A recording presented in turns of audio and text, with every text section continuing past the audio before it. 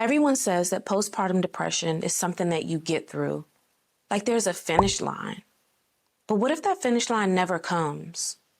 I'm a mom of two, a wife, and a mental health therapist, and I'm still navigating postpartum depression years later. If you've ever asked yourself, is this still postpartum? Or is this just me now? Then this video is for you. I am now postpartum 2 years with my second child, and this has been a complete and utter shock for me. I did not experience postpartum depression with my first child, who is 8. My two daughters, they are 6 years apart. So I have an 8-year-old and a 2-year-old.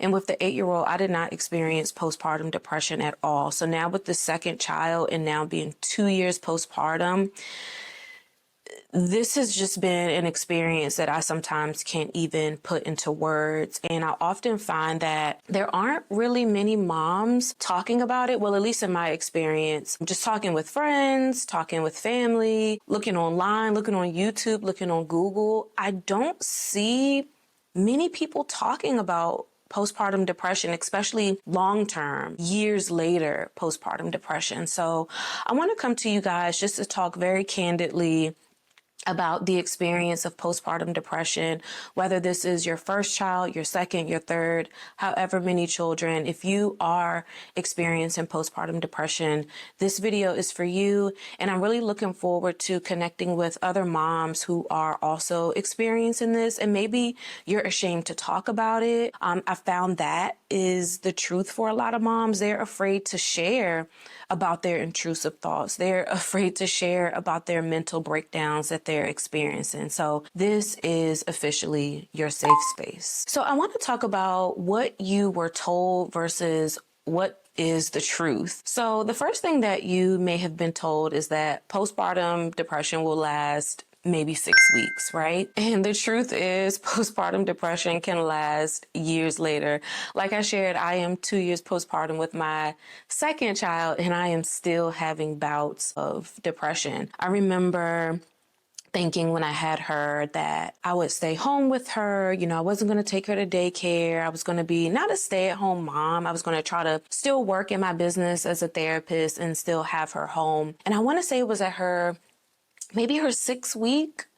It was I think it was her 6th week checkup, or maybe her 3-month. I can't remember, but one of those checkups with her pediatrician. And before they take you and the baby back, they have mom fill out this questionnaire, which I now know is like an assessment. And the pediatrician called me after the appointment, after she reviewed the assessment. And, you know, she had a conversation with me, and I was candid with her and shared with her how I was feeling. And she recommended, I'll never forget because it broke my heart. She recommended that I send my daughter to daycare and that I allow some healthy space between me and my baby. And that broke my heart because that wasn't the idea of mothering that I had for my child. I knew I wanted her to stay home with me at least for her first year. I was nursing, but you know, once I sat with it and I broke down after that conversation with the pediatrician, I realized that she was right.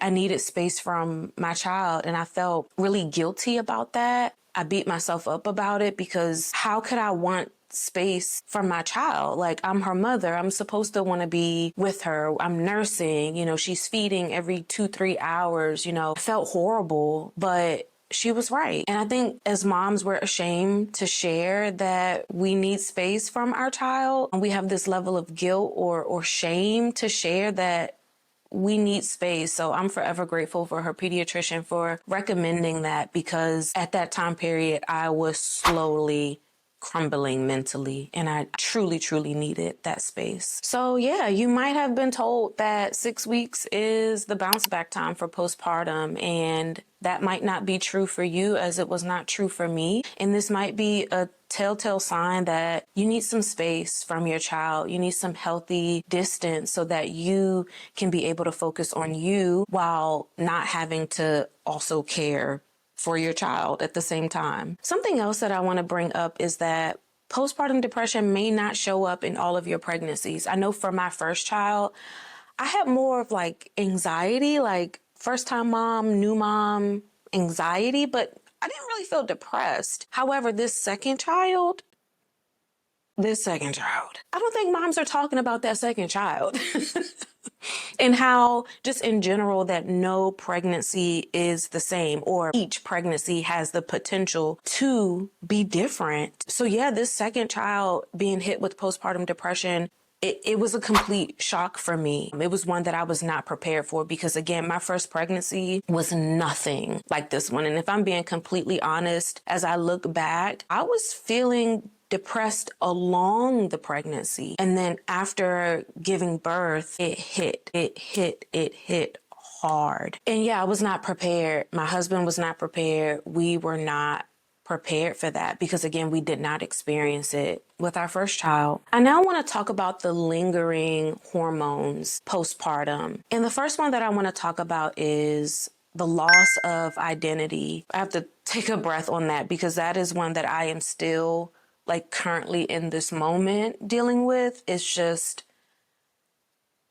not feeling like myself, not knowing who I am anymore, and trying to rediscover who I am has been extremely hard, extremely challenging. And again, one that I'm still dealing with to this day. I really thought, now she's 2. Certainly I would have some sense of self. Certainly I would be back in the swing of things, of how I used to be, what I used to do. And I'm not. I'm still figuring me out. And every single day is a journey.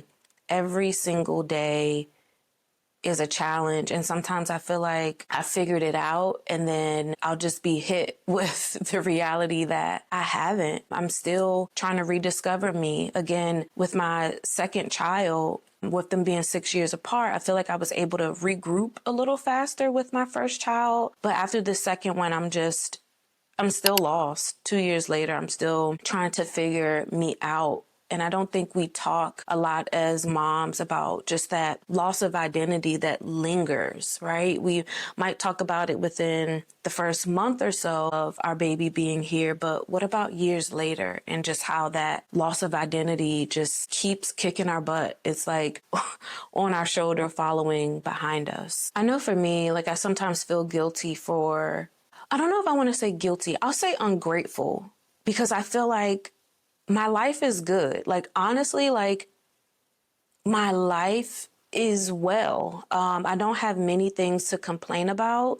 So when I get down and I get depressed, I sometimes feel, I guess it is guilty and ungrateful. I guess those two things can be true at the same time. I'm grateful to have 2 children. I'm grateful to have 2 healthy children. I'm grateful to have a husband who is a supportive partner and an amazing father. So how dare I be depressed? How dare I be feeling a loss of self? It's almost like I don't have the right to be depressed, or I don't have the right to be sad. I don't have the right to be upset at times. And it's this cycle of feeling depressed, feeling down, but then looking at yourself like, you're so ungrateful. Why do you feel this way?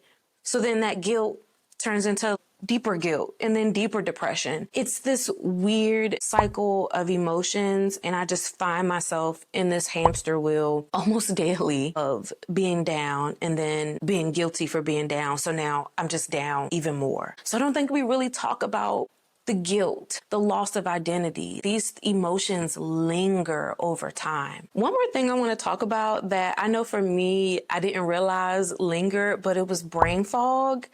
If anybody knows me, I am sharp. I'm about my stuff. I am sharp. I am on point. And here we are 2 years later, and my brain is still not functioning up to par. I forget things a lot. I am not on my P's and Q's. I am not sharp. I am forgetful. I am often in a cloud. My head is just in a cloud. I have an intention on something, but I don't know. I lose my train of thought a lot. The brain fog is real. And it's lingering like that. It just will not let up. The brain fog, I don't wish it on my worst enemy, to be honest. It is, especially being someone that's very type A, scheduled, on it. Not no more. Not me, girl. She gone. the brain is gone. So now I want to talk about some things that is currently helping me, and maybe it can help you too. The first thing is naming it. Really putting words to your experience, asking yourself, is this postpartum depression? Am I grieving my old self? Really naming the emotion, naming what it is that you're feeling versus avoiding the feeling overall. The second thing is asking for help, which has been a big one for me, especially being a very independent person. Find it very challenging sometimes to ask for help. So I encourage you, as I'm also encouraging myself, that even if it feels awkward, to ask for help. And when people offer to help, accepting their help, that is a big one. That is actually a really big one.